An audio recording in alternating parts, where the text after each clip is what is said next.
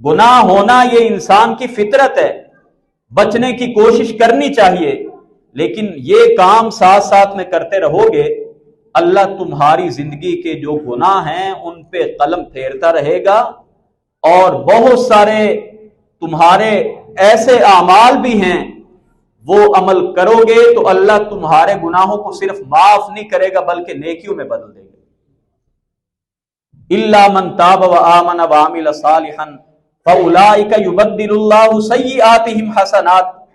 توبہ کے بارے میں بالخصوص یہ بات کہی کہ جو اللہ سے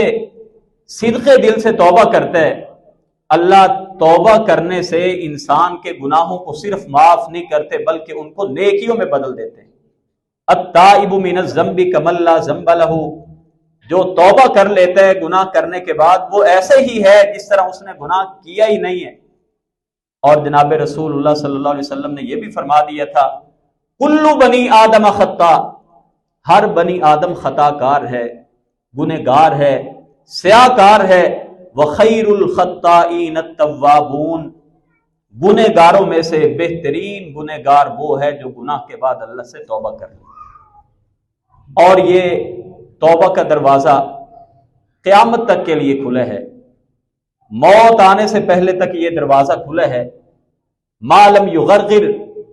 جب تک انسان کی حالت نزع نہ آ جائے، موت کا وقت قریب نہ آ جائے، اس سے پہلے اگر انسان کو یہ توفیق ہو جائے اللہ کی طرف پلٹ آئے، اللہ بندے سے پوچھتا بھی نہیں ہے کہ اب کس منہ سے آیا ہے، اللہ زندگی کے سارے گناہوں کو معاف کر دیتے۔ بنی اسرائیل کے آدمی کا واقعہ آپ نے کئی بار سنا ہے، جس نے ایک کم 100 قتل کیے، اللہ نے دل میں اپنی رحمت ڈال دی، خیال آیا کہ ایک ذات ہے میں نے جس کے سامنے جانا ہے، کیوں نہ اپنی زندگی کو بدل لوں۔ اللہ والے کے پاس گئے، جا کے پوچھا توبہ کرنا چاہتا ہوں، کہا 99 قتل کر کے توبہ کرنا چاہتے ہو، اللہ نے تجھے معاف نہیں کرنا۔ اور اس نے کہا 100 تو پورا کرو، اس کو بھی قتل کر دیا، مگر ابھی دل میں سچے ارادے سے جو نکلا تھا، کسی اور سے پوچھا، بتایا فلاں بستی میں اللہ والا رہتا ہے، ادھر جاؤ کوئی حل مل جائے گا۔ جاتے جاتے راستے میں فوت ہو گیا، جنت کے فرشتے بھی آ گئے، دوزخ کے فرشتے بھی آ گئے، جھگڑا کرنے لگے۔ اللہ کی طرف سے حکم ہوا کہ جس بستی سے آ رہا تھا اس کو بھی دیکھا جائے کہ کتنی دور ہے، اور جس بستی کی طرف جا رہا ہے اس کو بھی دیکھا جائے کہ کون سی بستی زیادہ دور ہے، جس بستی کے قریب ہو اس کا انجام بھی ویسا ہو۔ تو جب دیکھا گیا کہ جس بستی کی طرف جا رہا تھا وہ ایک بالشت کم تھی، 1 فٹ کم تھی، تو اس کا انجام اس بستی والوں کی طرف، کیونکہ وہ توبہ کے ارادے سے، خیر کے ارادے سے جا رہا تھا، اللہ نے اس اپنے بندے کو معاف کر دیا۔ 100 قتل کیے ہوئے، مگر شرط ایک رکھی، اللہ کے بندو جان بوجھ کے گناہ کرتے رہے ہو،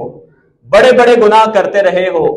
دنیا کو بہتر بنانے کے لیے بھی کام کرتے رہے ہو، بڑے لوگوں پر ظلم زیادتیاں بھی کرتے رہے ہو، اب ایک کام ہے کہ اللہ کی طرف واپس پلٹ آؤ۔ اور کبیرہ گناہوں کے لیے انسان اگر اللہ سے توبہ کر لیتا ہے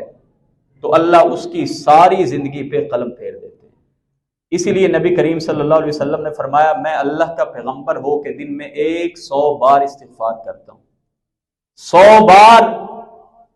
کہ انہ لیغان علی قلبی، میرے دل پر بھی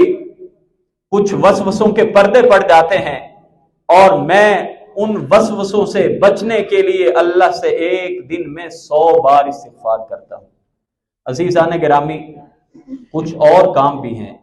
جن کے بارے میں نبی کریم صلی اللہ علیہ وسلم نے فرمایا کہ یہ کام کرنے سے اللہ ویسے ہی معاف کر دیتا ہے، توبہ کی بھی ضرورت نہیں، جن میں سے ایک رمضان کے روزوں کے بارے میں فرمایا، قیام اللیل کے بارے میں فرمایا، اور آخری عشرے میں رمضان کے جو ایک رات آتی ہے لیلۃ القدر، اس رات کے بارے میں فرمایا، اور بالخصوص اللہ کے نبی صلی اللہ علیہ وسلم نے حج عمرے کے بارے میں فرمایا کہ حج اور عمرہ کرنے والا انسان، اللہ اس مسلمان کے گناہوں کو ایسے معاف کر دیتے ہیں جس طرح یہ آج ہی ماں کے پیٹ سے دنیا میں آئے۔ ہمیں یہ اعمال کثرت کے ساتھ کرتے رہنا چاہیے، مگر ان اعمال کے ساتھ ساتھ جو گناہ ہم کر رہے ہیں ان سے بچنے کی پوری کوشش کرنی چاہیے۔ ان اعمال کے کرنے کا مطلب یہ فضائل بتانے کا بالکل یہ مقصد نہیں ہے، نہ نبی کریم صلی اللہ علیہ وسلم نے امت کو، صحابہ کو یہ بتایا تھا کہ یہ کام کرتے رہو اور ساتھ میں گناہوں پر بھی لگے رہو، یہ مقصد نہیں تھا، بلکہ مقصد یہ تھا کہ اللہ بڑا غفور الرحیم ہے، جو گناہ ہو جائیں،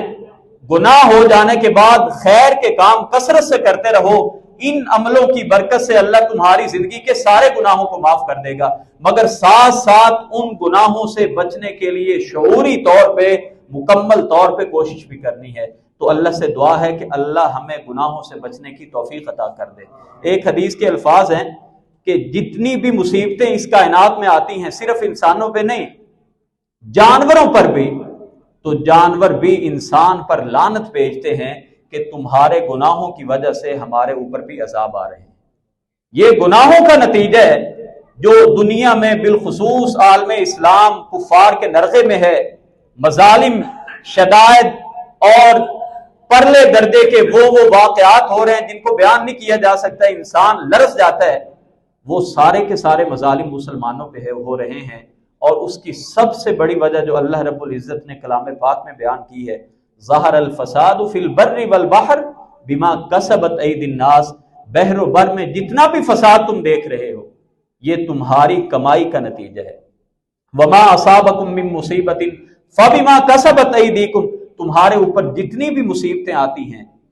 وہ تمہاری اپنی کمائی کا نتیجہ ہوتی ہیں۔ ویعفو عن کثیر، اور بڑے کام تو ایسے ہیں جو اللہ ویسے ہی تم سے درگزر کر دیتے ہیں۔ اللہ رب العزت سے دعا ہے کہ اللہ ہمیں ان گناہوں سے ہمیشہ کے لیے بچنے والا بنا دے، اور جو خطائیں ہم سے ہو گئی ہیں وہ کبیرہ ہوں یا صغیرہ ہوں، اللہ غفور الرحیم ہے، اللہ کی رحمت بے پایا ہے، اللہ ان تمام گناہوں کو معاف کر دے اور ہمیں اللہ نفس مطمئنہ والے نفوس میں شامل کر دے۔